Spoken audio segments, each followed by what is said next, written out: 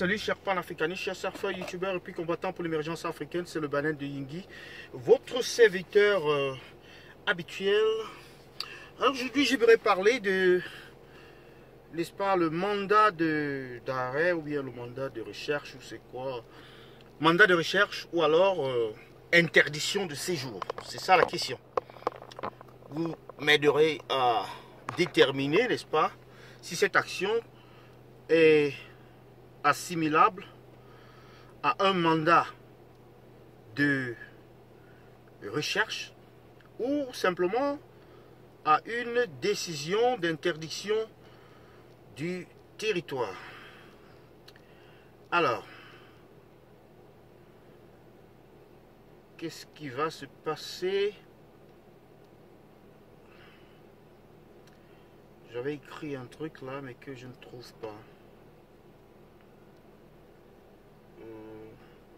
Voilà. Est-ce un mandat de recherche ou une interdiction voilée du territoire camerounais? Au fait, que reproche-t-on à ces trois personnes alors que des exactions sérieuses se passent au nord-ouest et au sud-ouest? Et l'affaire Nganan n'a-t-elle pas donné des leçons aux uns et aux autres vis-à-vis des poursuites de ce genre pour des étrangers? À moins que la France abandonne ses nationaux entre les mains de leurs préfets français, comme ils en ont l'habitude, il est important de noter que les États anglo-saxons de l'Occident, eux, par contre, n'abandonnent jamais leurs citoyens entre les mains des régimes dictatoriaux, pesant de tout leur pouvoir de sanction et poids politique sur la scène internationale pour faire valoir leur position. On attend de voir ce que deviendront ces démarches.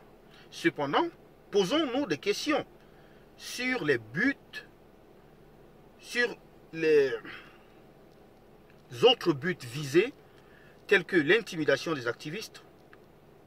Est-ce aussi pour montrer à l'opinion nationale la force de frappe du régime qui, aux yeux du vrai monde, n'est rien d'autre que de l'agitation et de la distraction? Autre, a-t-on créé ceci pour nous faire oublier l'humiliation du siècle, la débâcle et le gros scandale qui est la CAN 2019, tout comme les affaires Mimi Mefo, Maître Ndoki? Verra-t-on un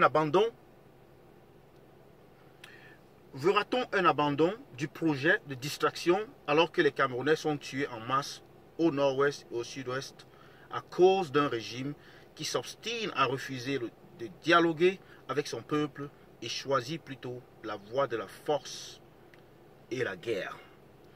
Donc c'est ce que j'avais à vous proposer aujourd'hui, mais en fait, il y a beaucoup qui disent que ils sont français, et puis quoi?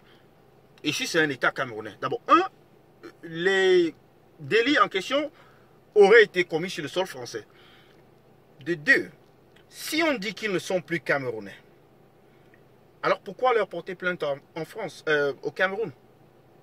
S'ils sont français, qu'on les porte plainte en France, où ils résident, où ils ont commis les crimes. Maintenant, si cette démarche est en réalité une interdiction de séjour voilée, alors ça se comprend pourquoi est-ce qu'on porte plainte au Cameroun, parce que bien évidemment les lois là-bas, les procédures et, n'est-ce pas, les acteurs sont très souvent d'une moralité, on pourrait dire, douteuse. Et la justice, bien évidemment, n'est pas impartiale. Beaucoup pensent qu'il s'agit plutôt d'une distraction. Certains pensent qu'il s'agit de l'intimidation. Et d'autres dire juste du bruit, en fait. C'est faire du boucan. Mais je ne sais pas ce que vous en pensez. Donc c'est le Banel de Yingui, je soumets ceci à votre attention. J'attends vos commentaires.